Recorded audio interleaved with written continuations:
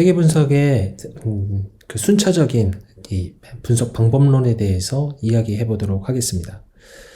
회계 분석은 이제 크게 이제 7개의 단계로 이제 이루어져 있습니다. 첫 번째는 이 분석을 하고자 하는 것에 대한 스테이트먼트, 분석 목적을 확실히 하는 것으로 시작을 할 수가 있습니다.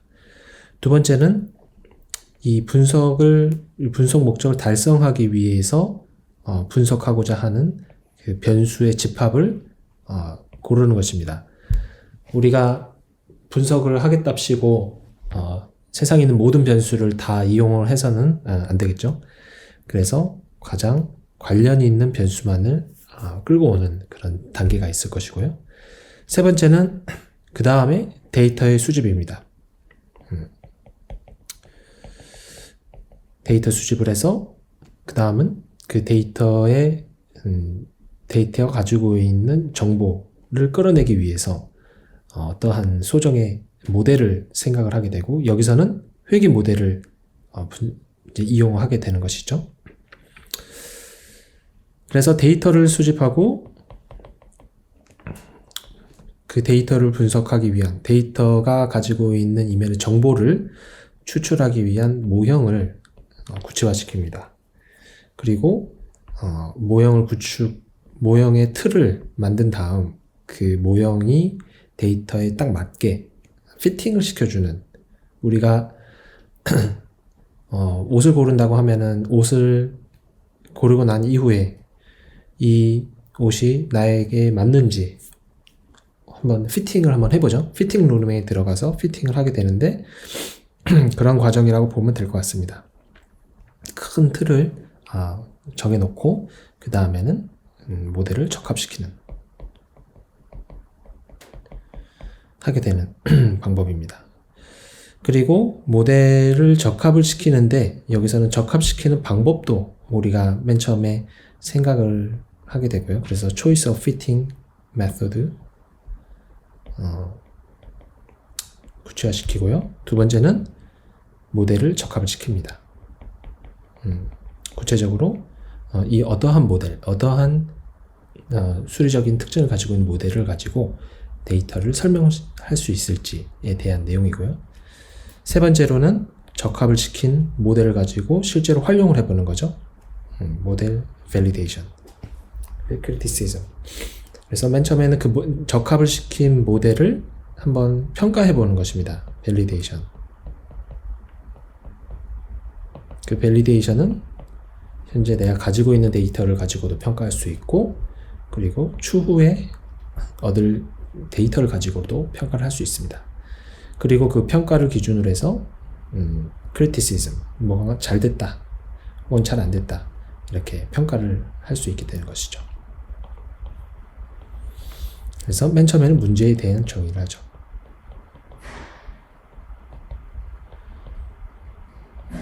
근데 일반적으로는 이렇게 데이터 분석의 순서가 되는데, 학생 여러분들이 데이터 분석할 때는 어떤 식으로 보통 많이 하냐면, 문제의 정의가 일어나기 전에 데이터부터 수집을 하는 경우가 많죠. 그래서 데이터를 먼저 이렇게 수집을 해 놓으면 그 수집한 데이터를 가지고 나중에 다시 문제에 대한 정의로 역으로 가게 된 그 순서의 역행이 발생하게 됩니다. 이 순서의 역행이 발생하면은 어떤 문제가 있냐면, 수집을 하고 나서 내가 원하는 그 문제에 대한 정의를 역으로 추측을 해야 되기 때문에 정말 내가 궁금해하고자 하는, 내가 정말로 분석하고자 하는 내용을 분석하지 못하는 경우도 발생하고요. 혹은 그 분석하고자 하는 목적을 원래 주어져 있음에도 불구하고 어떻게든 데이터에 끼워 맞춰야 되니까 그 데이터 드리븐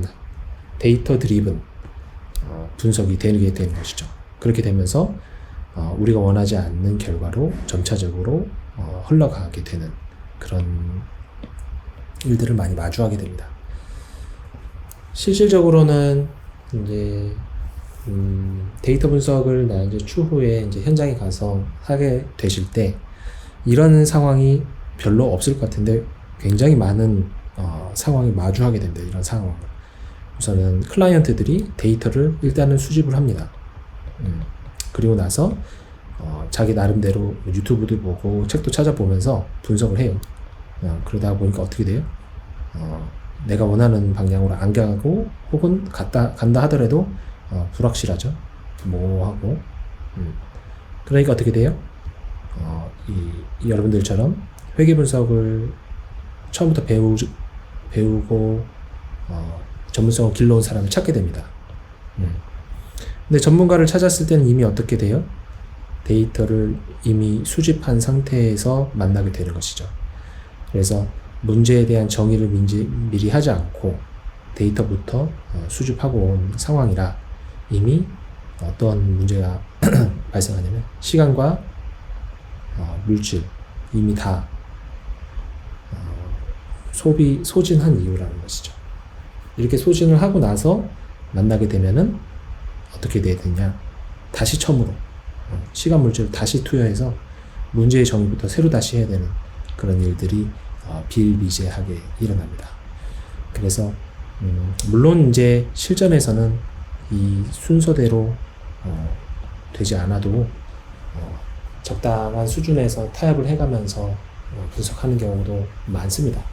하지만 현장에서는 이 원리상으로는 그렇게 해서는 가장 베스트의 결과를 내기는 어렵다라는 것은 좀 이해하시면 좋을 것 같습니다. 그래서 요거의 각각의 컴포넌트 하나씩 한번 확인을 해보도록 하겠습니다. 첫 번째는 내가 이 분석을 통해서 무슨 얘기를 하고 싶은지, 어떠한 질문에 답변을 하고 싶은지에 대한 이야기를 정해야 된다는 것입니다. 인플로이어가 이 여성 고용에 있어서 어떤 차별을 하고 있는지 알고 싶어요. 그랬을 때 내가 어떻게 이 차별이라는 것을 정의를 할 것인지 에 대한 문제를 먼저 생각을 해봐야 될 것입니다. 차별이 있는 것 같아 라고 가설을 세우게 되죠. 그리고 두 번째는 그 가설을 뒷받침해 줄 수 있는 수리적 매트릭이 있어야 될 것입니다. 그 매트릭이라고 하면은 어떤 평가 지표라고 생각하셔도 될 것 같아요. 그런데 이 평가 지표를 우리는 이 회계 분석을 지금 공부하고 있잖아요. 이 평가 지표가 여러 가지가 될 수가 있겠지만 이제 이 수업에서는 이 평가 지표를 회계 분석에서 사용하는 그 평가 지표를 활용을 하겠다라는 그런 생각을 할 수가 있게 되는 거죠. 그래서 그 지표가 무엇인지에 대해서는 이제 앞으로 차근차근히 배워나갈 예정입니다. 두 번째는 관련이 있는 변수를 추출해야 된다는 것입니다. 이 관련 변수를 추출하는 데 있어서는 첫 번째 우리가 이 관련 변수, 이 potentially relevant variable이라고 해서 관련 있을 수 있는 잠재적으로 관련 있을 수 있는 변수를 전부 뽑아내는 것을 의미합니다. 그런데 이 관련이 있을 수 있는 변수를 뽑아내는 데 있어서는 이 expert in area of study, 그래서 해당 스터디의 전문가의 도움을 받아야 된답니다. 해당 스터디의 전문가의 도움을 받아야지만 이 잠재적으로 영향이 있는 변수를 뽑아낼 수가 있습니다. 보통 바이오메디슨 데이터를 예를 들을 수 있겠는데요.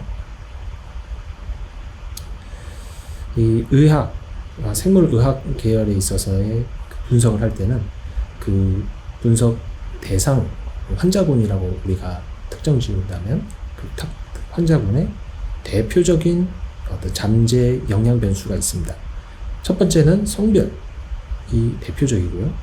두 번째는 나이, 세 번째는 body mass index라고 해서 체중이 있습니다.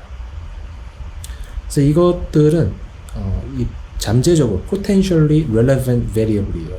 그래서 이 정보를 분석하는 데 있어서 사용하는 그 relevant variable로 사용하는 데 있어서 이 expert들이 다 그 학문적으로 서포트를 하고 있습니다. 그래서 이 expert 이 도메인 knowledge가 백업을 하는 거죠.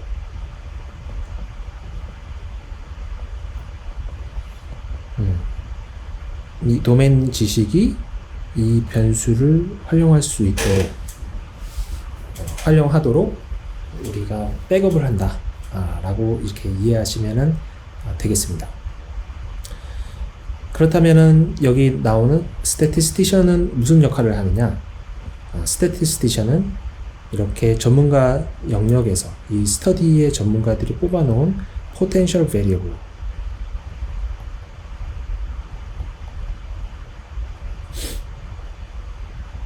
여기서 수리적으로 혹은 모델 안에서 유의미한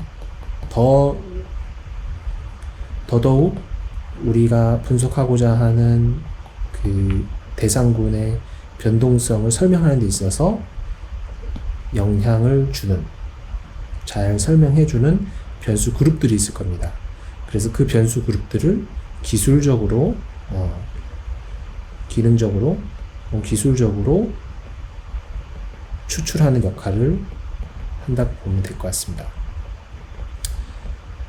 그 기술적인 기술, 테크닉은 이 수업은 회계 분석이죠. 그 회계 분석에서 다루고 있는 그 변수 추출 방법론을 활용을 할 수가 있겠죠. 그래서 물론 이 변수, potential variable에서 변수를 뽑아내는 방법도 좀 여러 가지 방법이 있을 수 있겠습니다. 네, 그 중에서 우리는 회계 분석에서 활용되고 있는 변수 추출 방법을 고민해 볼 것이고요. 또 다른 변수로는 이렇게 우리가 타겟을 정해놓고 그 타겟을 설명하는 설명 변수를 뽑아내는 것도 하나가 방법이 될 수 있고요. 그리고 response variable에서의 정보들도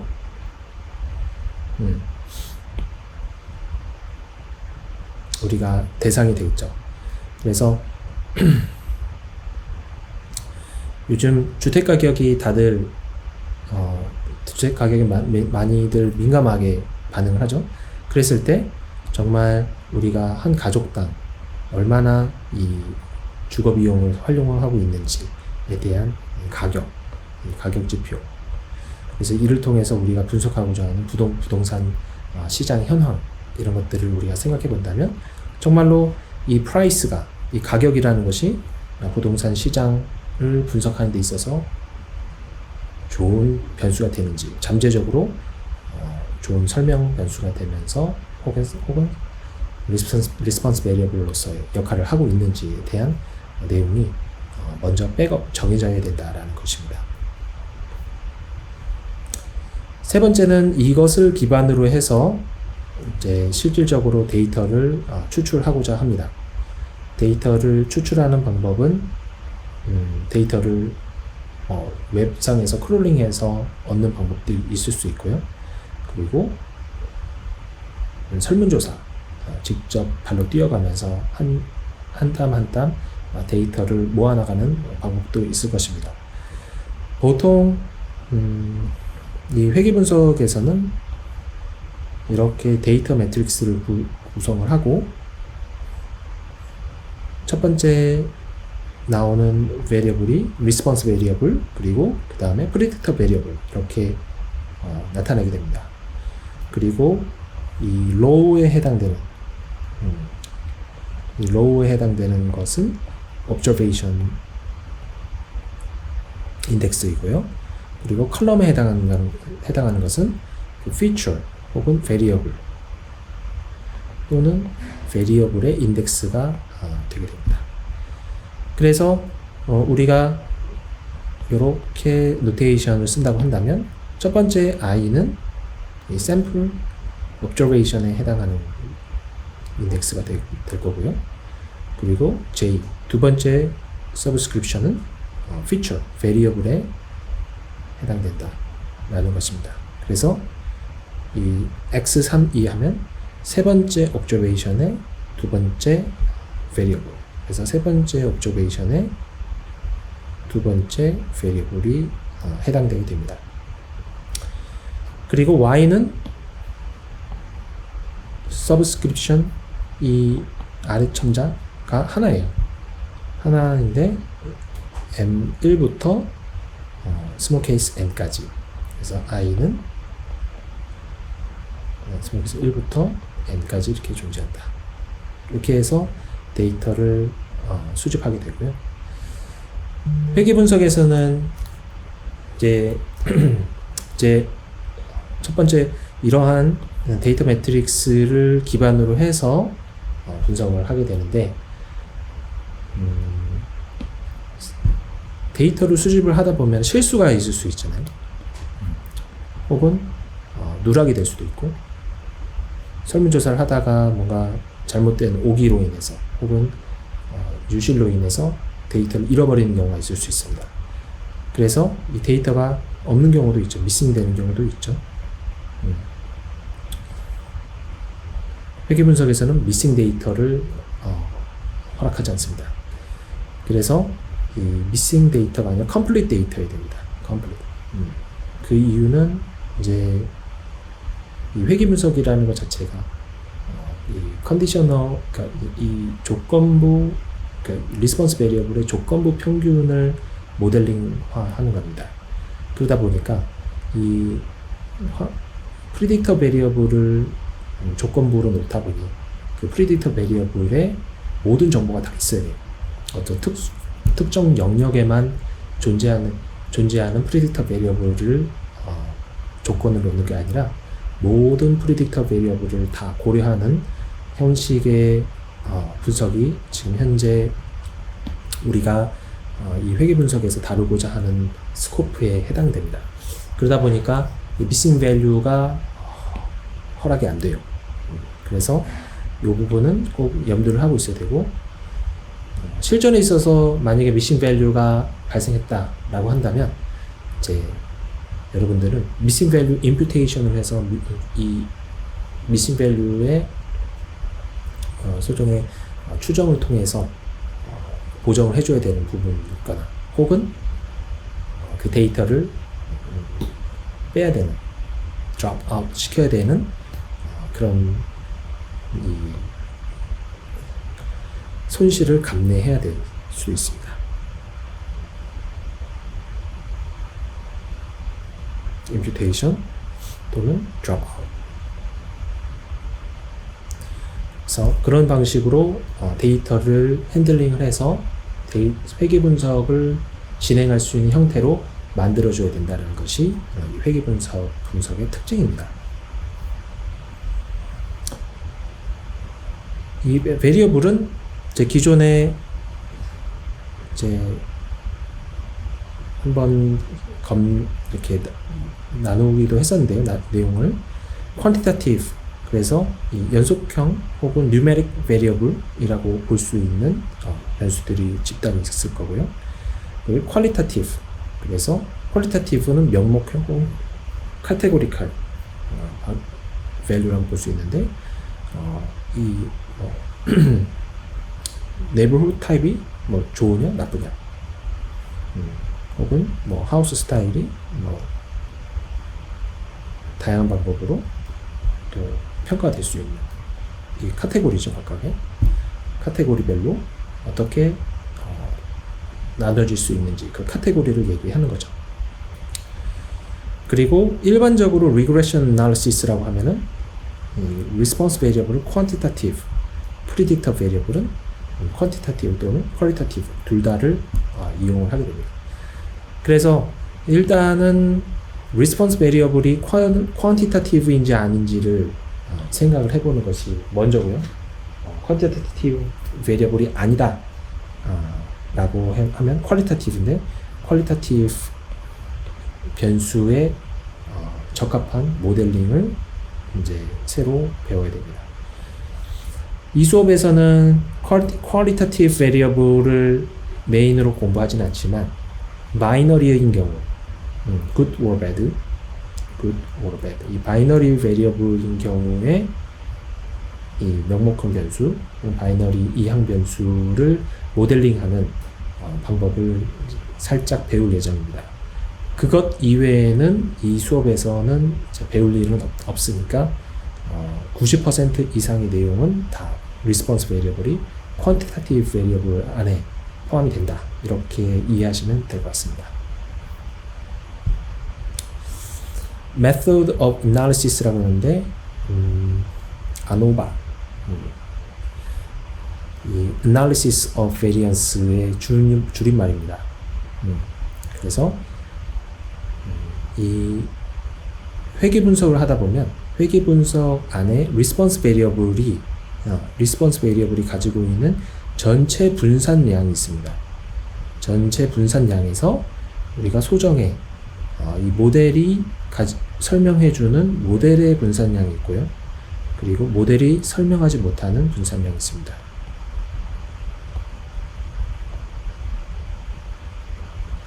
그리고 모델이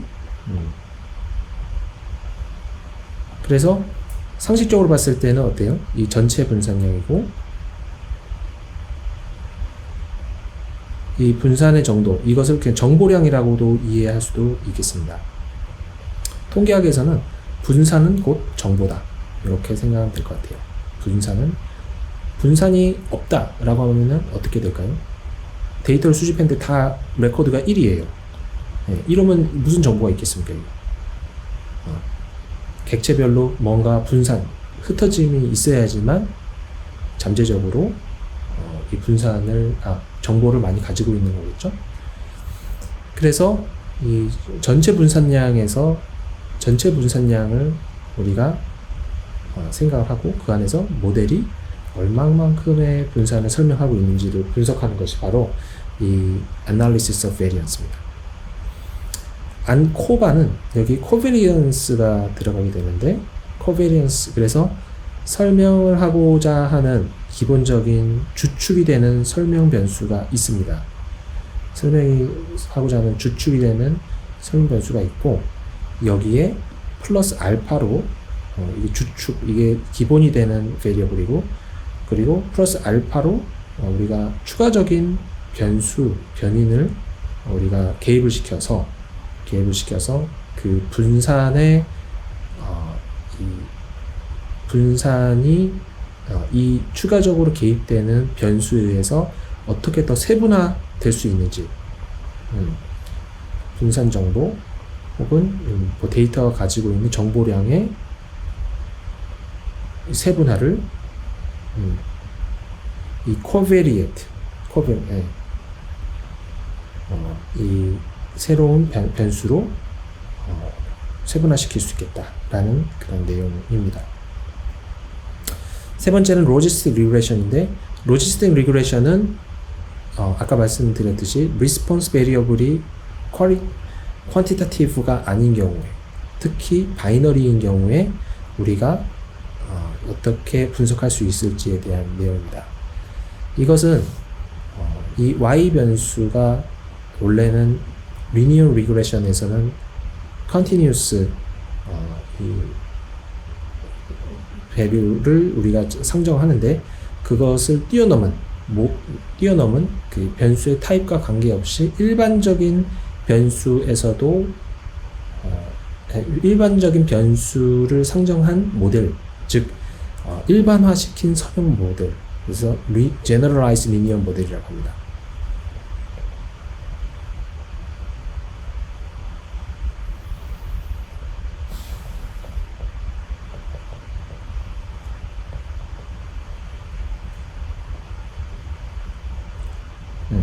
generalized linear 모델이라고 하는 이 generalized linear 모델의 한 예입니다. 이 로지스틱 모델이요.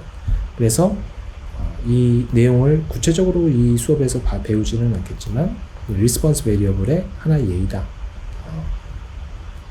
generalized linear 모델에서 다루고자 하는 하나의 예이다 라고 생각하면 좋을 것 같습니다.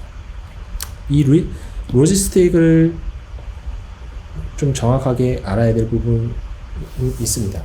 왜냐하면은 실무에 있어서는 이 로지스틱 리그레션을 매우 많이 사용합니다.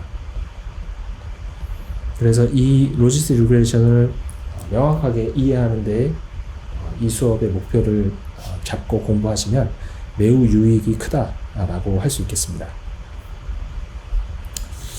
네 번째는 모델 스페시피케이션. 그래서 모델을 이제 하나의 이 모델 구체화시켜주는 우리가 하나의 모델로서 하나 특정지어서 현재 내가 분석하고자 하는 스테이트먼트 모델 프로블럼 스테이트먼트와 익스페리먼트 데이터의 이 목적을 달성하기 위한 모델 형태 어떻게 될 것인가 라는 것입니다.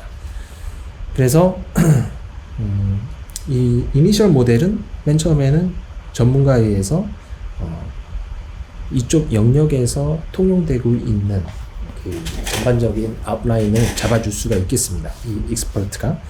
그리고 나서 이 모델이 정말로 그렇게 바운더리를 잡아준 모델 안에서 우리가 원하는 시그널이 발견되는지 아닌지를 분석을 해볼 수 있겠습니다.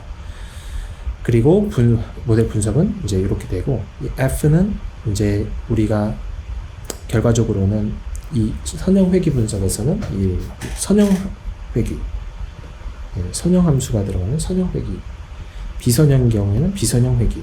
그래서 종류별로 우리가 나눠볼 수 있겠지만 현재 이 과목에서는 선형 회귀 분석을 기본으로 학습을 할 예정입니다.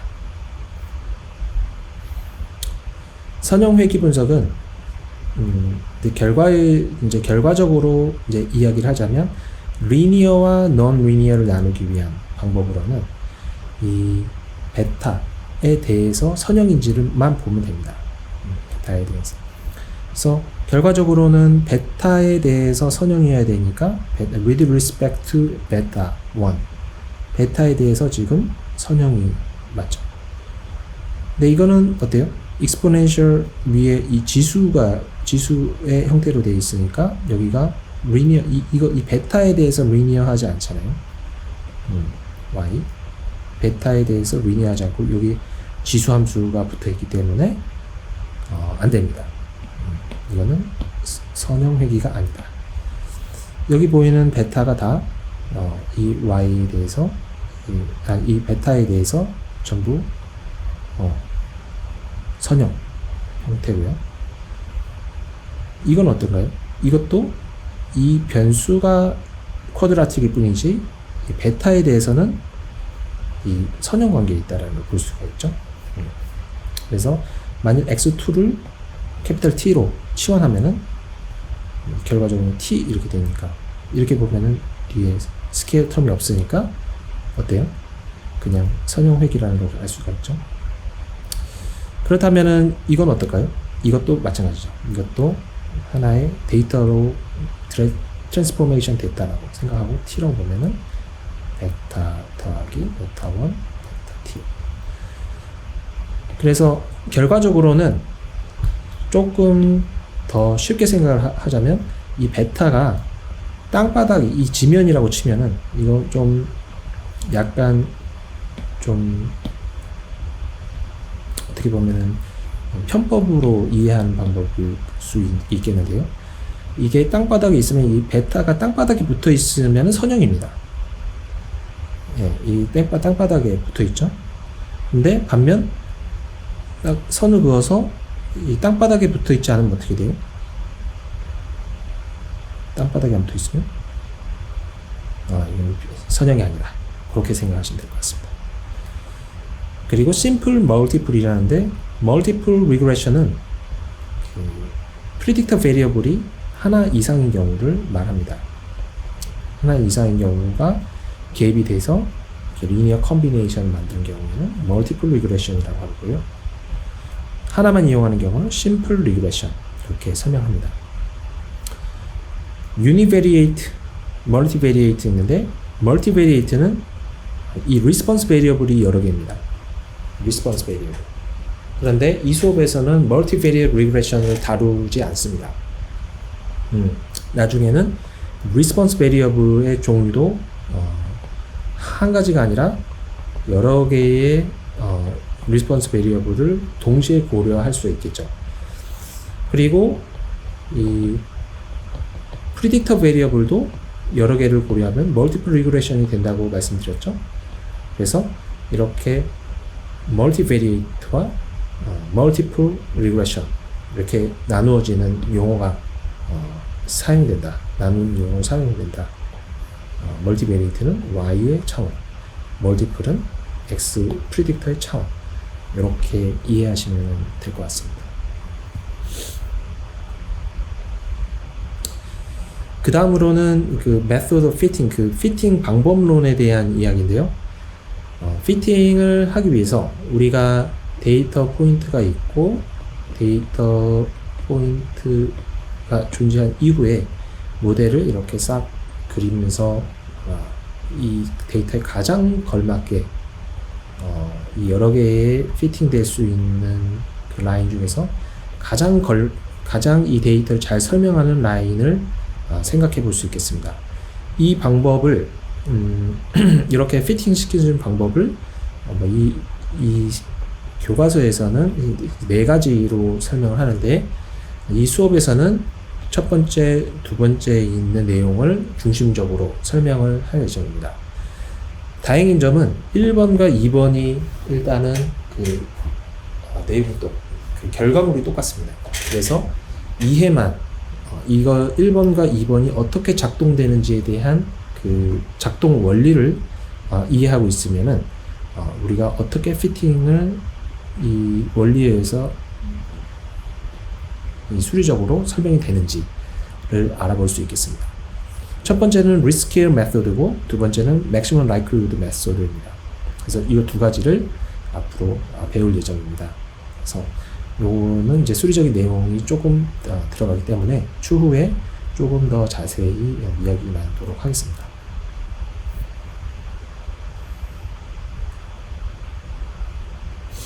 그리고 피팅이 된 이후에 나온 그 베타 코에피션트의 개수들, 이것을 fitted value라고 하고요. 그리고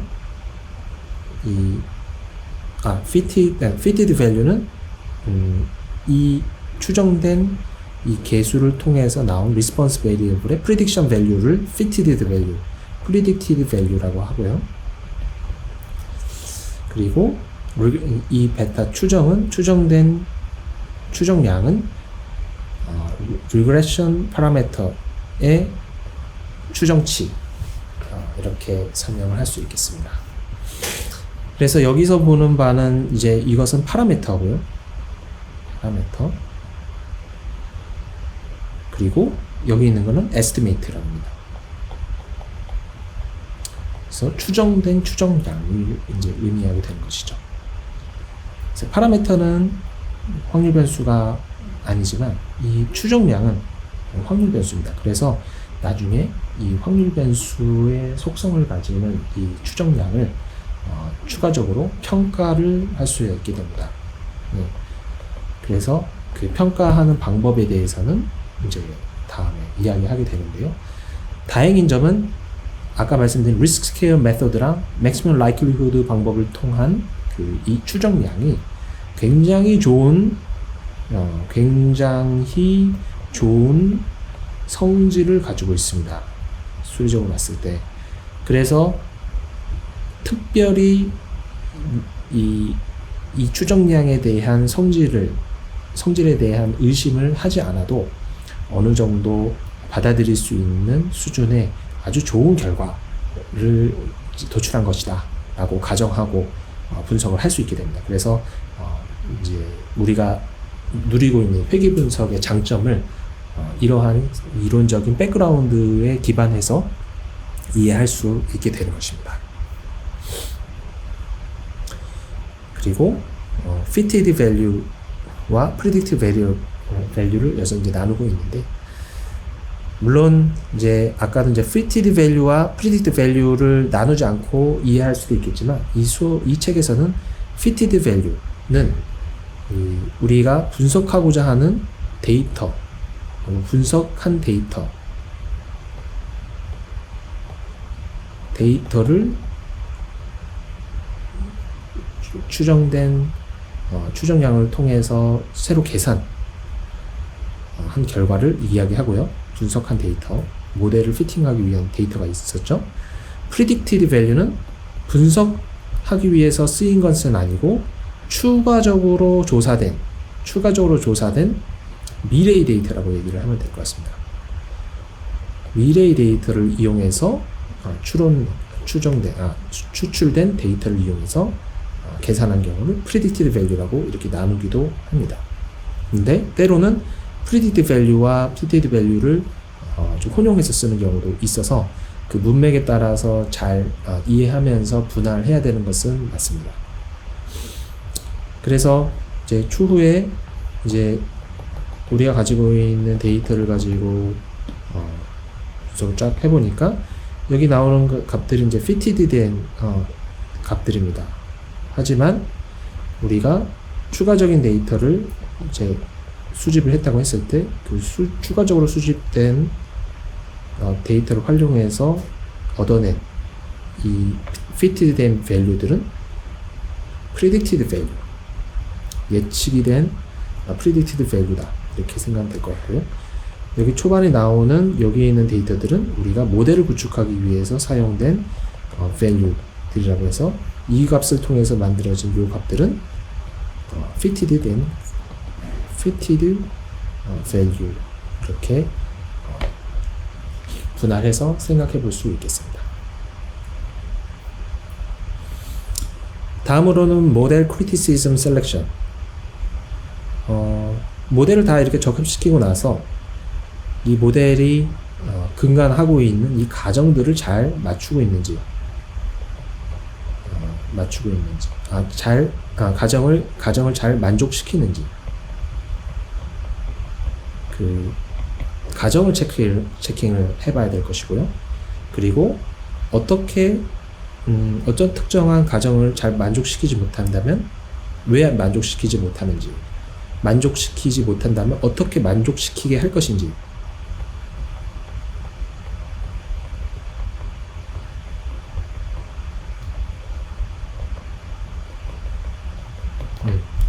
이런 고민들이 나타나게 되죠. 그래서 이게 만족시키지 않는다면 결과적으로는 우리가 도출한 결과의 신빙성을 갖추기가 어렵다. 어려울 수 있다. 결과의 신뢰도를, 결과의 우리의 어떤 신뢰도를 우리가 신뢰하기 위한 그 가정의 내용들이 뒷받침되고 있지 않기 때문에 그 결과의 신빙성의 의심을 가질 수 있게 되는 것입니다. 그래서 이 내용을 좀 보다 보면은 모델을 열심히 만들어 놓고 그 모델을 만들어 놓은 그 결과물을 해석하는 것과 그리고 그 모델이 제대로 성립이 됐다라고 말할 수 있는 수리적인 배경, 그 가정에 의한 그 서포트가 필요하죠. 가정에 의한 모델에 대한 신빙성을 서포트,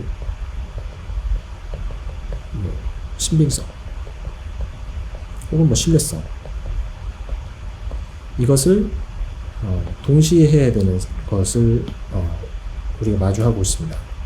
모델도 제대로 해석해야 되고, 그리고 그 해석을 하기 위한 그 모델, 피팅된 모델이 정말로 이 회계분석이라는 이 원리에서 말하고 있는 가정을 제대로 적합시키고 있는지에 대한 체킹, 그래서 그 가정에 의한 그 모델 서포트, 신뢰성에 대한 서포트가 일어나는지에 대한 내용도 해야 됩니다. 그런데 현장에서는 이 2번은 잘 이야기하지 않는 그런 성향이 있습니다. 경향성이 있습니다. 이런 경향.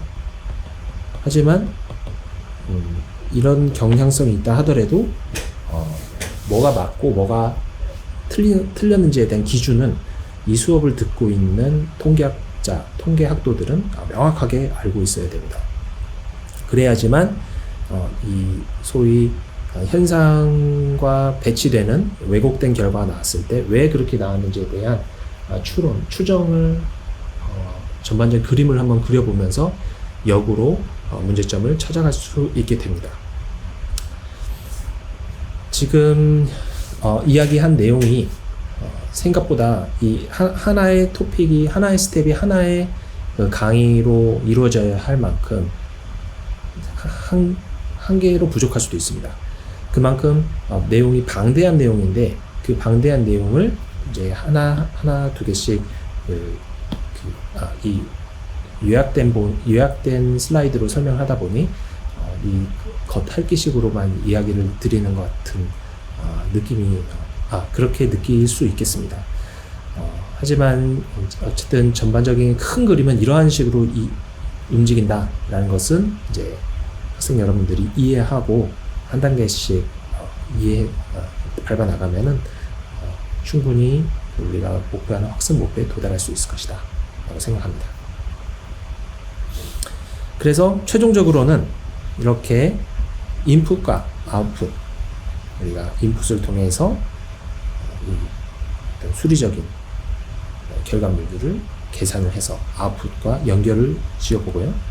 그리고 나서 그 아웃풋이 나온 결과를 기반으로 해서 다시 거꾸로 이 결과물들이 맞는지에 대한 재평가를 이제 해볼 수 있겠습니다. 그래서 여기에 나오는 내용들은 서브젝트, 이론적인 부분과 모델과 데이터와 그 통계적 방법론, 그리고 가정들, 그리고 이 방법을 통해서 나온 수리적 결과물은 그 추정량일 거고요. 그 추정량의 컨피던스 인터벌이 나오고요.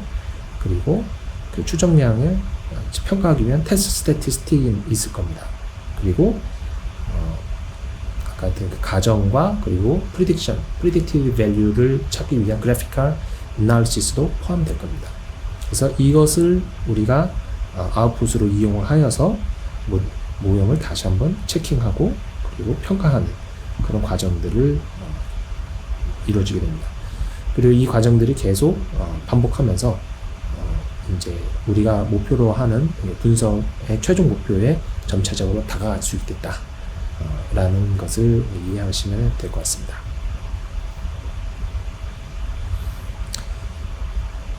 그래서 이제 결과적으로는 이 regression equation은 response variable과 predictor variable의 관계성을 찾는 방법으로 이해하시면 되겠는데, 특히 여기서는 선형 regression, linear relationship을 이야기를 하고 있습니다.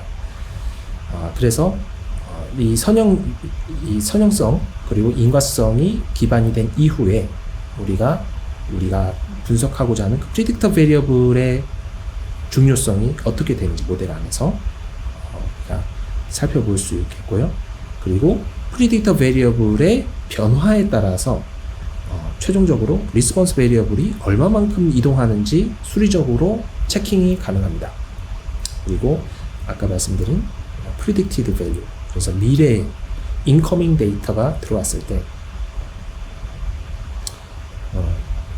들어오면 이 데이터를 가지고 모델에다가 입력을 하고 최종적으로 프리딕션이 되고, 이 프리딕션은 이 forecasting value하고 좀 연결이 긴밀하게 되어 있습니다. 그 미래에 있는 것까지 우리가 이야기해 볼 수 있는 그 결과물을 여기서 다루고자 합니다. 그래서 한마디로 얘기하면은 predictor variable과 response variable의 관계를 찾는데, 특히 여기서는 선형 관계를 찾아야 되는데 주안점을 두고 분석한다. 그리고 그 이외에 다른 구체적인 어떤 내용상의 절차와 어떤 세부 사항은 이제 하나씩 토픽별로 이제 각계격파하듯이 하면서 하나씩 탑재해 나가도록 하겠습니다.